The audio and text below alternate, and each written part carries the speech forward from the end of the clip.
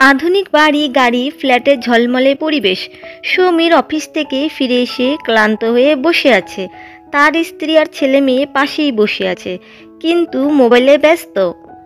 এই তো সব আছে, বড় বাড়ি, গাড়ি, টাকা পয়সা, তবু জানি না ভেতরে ভেতরে এক ধরনের শূন্যতা লাগে।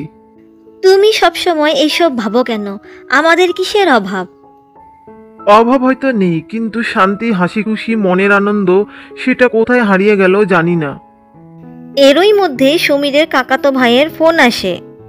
ওরে সমীর ভাই, অনেকদিন হলো দেখা হয় না, একটু গ্রামে চলে আয়, আমাদের বাড়িতে কয়েকদিন কাটা। ভাই সময় কোথায় বল, চাকরির চাপে দম নিতে পারি না। তুই 3 দিনের ছুটি নিয়ে তারপর চলে আয়, দেখবি একটু প্রকৃতির বাতাস খেলে মন ভরে যাবে। আচ্ছা ভাই, চেষ্টা করব। তারপর ফোন কেটে দিয়ে সমীর ভাবছে কয়েকদিনের জন্য গ্রামে যাওয়ার কথা।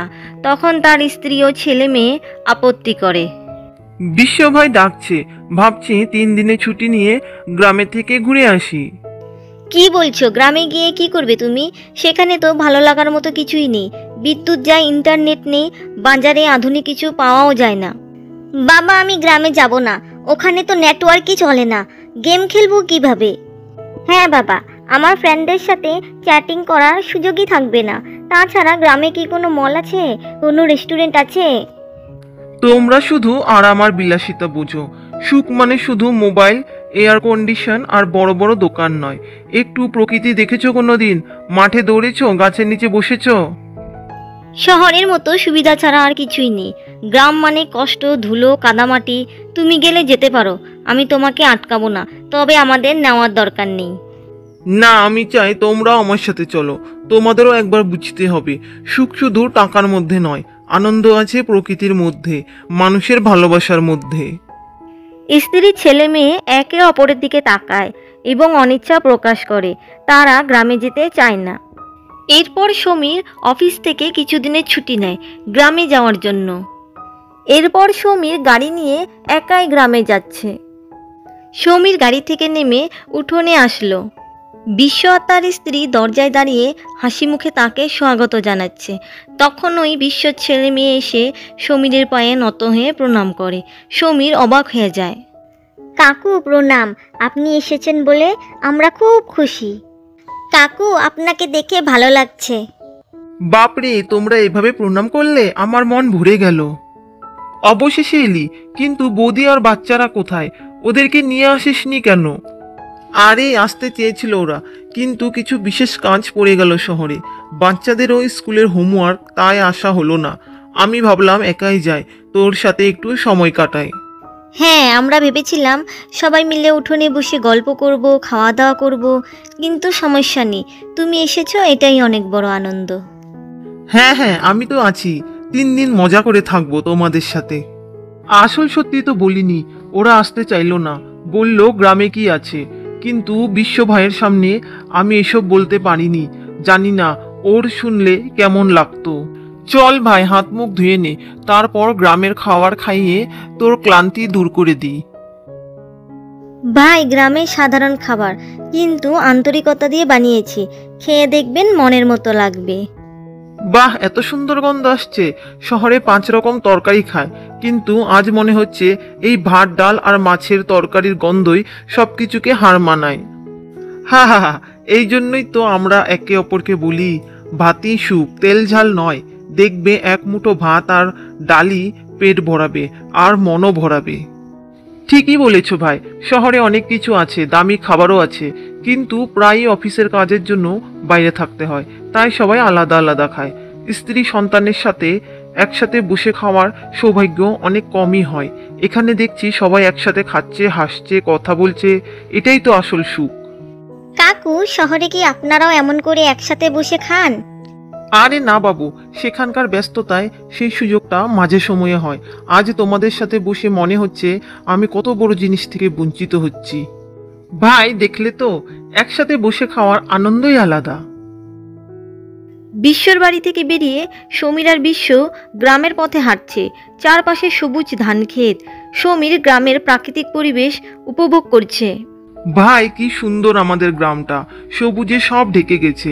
এরকম দৃশ্য আমি এখন কেবল শহরের ছবিতে দেখি। দেখে আমার ছোটবেলার গ্রামের দৃশ্যের কথা মনে পড়ে গেল।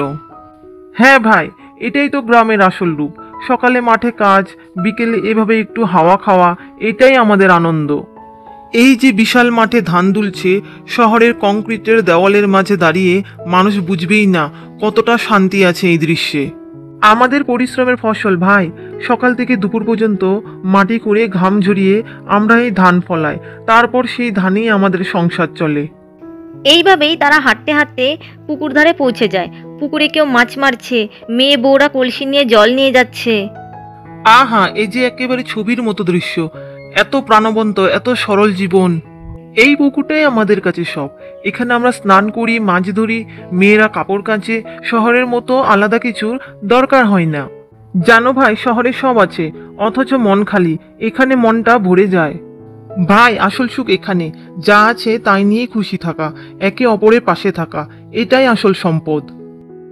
বাইরে ঝিঝি পোকার ডাক শোনা যাচ্ছে। বিশ্বর স্ত্রী মাটির চুলোয় রান্না করছে। বারান্দায় বিশ্বর ছেলে মেয়ে বসে আছে, আর সমীর চারপাশে তাকিয়ে সবকিছু উপভোগ করছে। আহা, কি শান্ত রাত। শহরে এত আলো আর গাড়ির শব্দে এই শান্ত রাতটা পাওয়া যায় না। গ্রামে তো ভাই সব কিছুই সহজ সরল, আমরা যা পাই তাই খাই, তাই নিয়েই সুখে থাকি। হ্যাঁ ভাই, আমার বউ এই সংসারটা অনেক কষ্ট করে সামলায়। দিনে আমি খেতে কাজ করি আর সে সংসার সামলায়।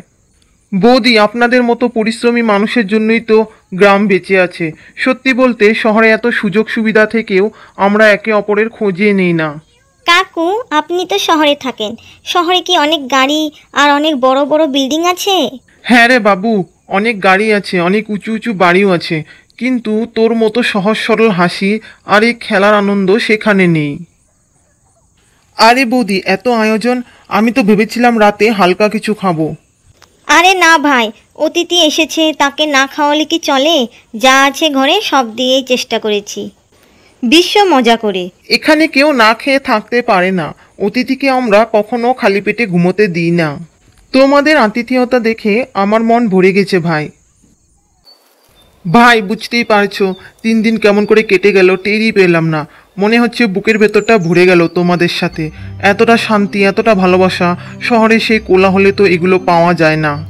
হ্যাঁ ভাই, শহরে হয়তো অনেক কিছু আছে, কিন্তু গ্রামের এই মাটি, মানুষ আর পারিবারিক বন্ধন, এগুলোর কোনো দাম হয় না। তুমি এসেছো, আমাদের জন্য কত আনন্দ হলো। কাকু, আপনি আবার আসবেন তো? আমরা আপনার সাথে মাঠে গরু চানাতে যাব, নদীর ধারে হাঁটবো। অবশ্যই আসবো বাবা, তোমাদের এই সহজ সরল ভালোবাসাই আসল সম্পদ। ভাই, তুমি আবার আসবে তো? এই প্রতিশ্রুতি দিয়ে যেও। আমাদের জীবনটা হলো কংক্রিটের শহরের যান্ত্রিক জীবন, তবে প্রতিশ্রুতি রইল, শহরের জীবন যতই ব্যস্ত হোক, তোমাদের এক ডাকে আমি না এসে থাকতে পারবো না।